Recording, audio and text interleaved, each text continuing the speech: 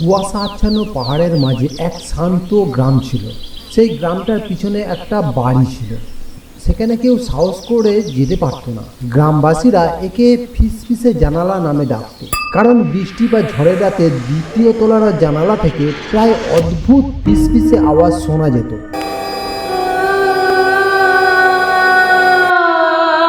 অনেক বছর আগে রূপসা নামে একটি ছোট্ট মেয়ে তার বাবার সঙ্গে সেই বাড়িতে থাকতো। তার হাসি পুরো গ্রামটাকে আলো করে রাখত। কিন্তু এক শীতের রাতে ভয়ঙ্কর আগুন লেগে যায়। সেই আগুন থেকে শুধু তার বাবা মা বেঁচে ফিরতে পারে। তারপর থেকে রূপসাকে আর কোনোদিন খুঁজে পাওয়া যায়নি, শুধু তার প্রিয় পুতুলটিকে মেলে জানালার পাশে। তারপর থেকে বাড়িটি ফাঁকা পড়েছিল। বছরের পর বছর বাড়িটি পড়ে থাকার ফলে চারিদিকে আগাছা জন্মে গেছে। দূর থেকে বাড়িটি দেখলে গা ছমছম করে ওঠে, তাই ভয়ে ওই দিকে কেউ পা বাড়ায় না। আর মাঝে মধ্যেই অদ্ভুত ঘটনা ঘটতে থাকে।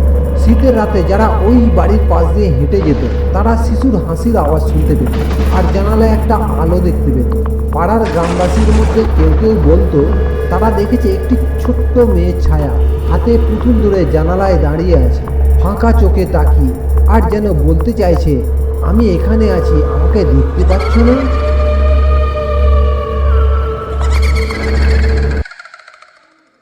একদিন অয়ন নামে এক কিশোর ঠিক করলো সে ওই বাড়ির রহস্য উদ্ঘাটন করবে, এবং মনে মনে ঠিক করে নিল। সুযোগ বুঝে বেরিয়ে পড়লো ফাঁকা বাড়ির উদ্দেশ্যে। তার হাতে ছিল একটি টর্চ লাইট আর মোবাইল ক্যামেরা। সন্ধ্যার পরেও আকাশে চাঁদ আছে, কিন্তু অন্য দিনের মতো যেন আজ চাঁদের আলো মাটিতে পড়ছে না। বাড়িটির কিছুটা সামনে আসতেই যেন আবহাওয়া পাল্টে গেল। শীতের সন্ধ্যা, কিন্তু আজ অতটা ঠান্ডা নেই। সন্ধ্যার বেলায় সে বাড়ির ভিতরে ঢুকে পড়ল। বাড়ির ভিতরে ঢুকে বুঝতে পারছে এ সন্ধ্যা অন্য দিনের থেকে অনেক আলাদা। বাড়ির ভিতরে ঢুকতেই বাতাসটা অদ্ভুত পরিবর্তন হয়ে গেল। মনে হলো যেন আজ সব থেকে শীতলতম সন্ধ্যা।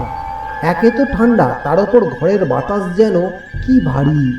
ধুলোয় টর্চ লাইটের আলো যেন ভেসে বেড়াচ্ছে আত্মার মতো। চারিদিকে গা ছমছমে ব্যাপার। একবার তার মনে হলো পাশ দিয়ে যেন কে চলে গেল। মনের ভুল মনে করে মনকে আরো শক্ত করলো। সে আস্তে আস্তে সিঁড়ি বেয়ে উপরে উঠল। হঠাৎ সে শুনতে পেল এক নরম হাসি, যেমন গ্রামবাসীরা বর্ণনা করত। তবুও সে ভয় পেল না। সিঁড়ির উপরে পৌঁছে সে জানালার ঘরের দিকে পৌঁছালো। দরজাটা আপনা আপনি খুলে গেল।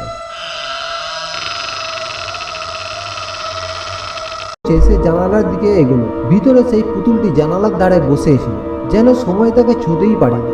অয়ন ধীরে ধীরে তার কাছে গেল। হাত কাঁপছিল। এক পলকে পুতুলের দিকে তাকিয়ে রইল। মনে হলো পুতুলটি যেন আস্তে আস্তে নড়ছে। ভালো করে লক্ষ্য করে দেখতে গেল। দেখতে গিয়ে বুঝতে পারলো পুতুলটি নড়ছে নয়, আস্তে আস্তে উঠে বসছে। এটা দেখে ছেলেটার গায়ের লোম দাঁড়িয়ে গেল। হঠাৎ পুতুলটি ভ্যানিশ হয়ে গেল।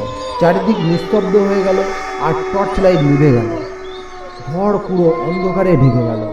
অনেক চেষ্টা করার পরও লাইটের আলো জ্বলছে না। চারিদিকে ঘুটঘুটে অন্ধকার। ঠিক তখনই তার কানের পাশে একটি শিশুর মৃদু কণ্ঠ ভেসে এলো। তুমি আমায় খুঁজে পেয়েছো? পেয়েছো আমাকে?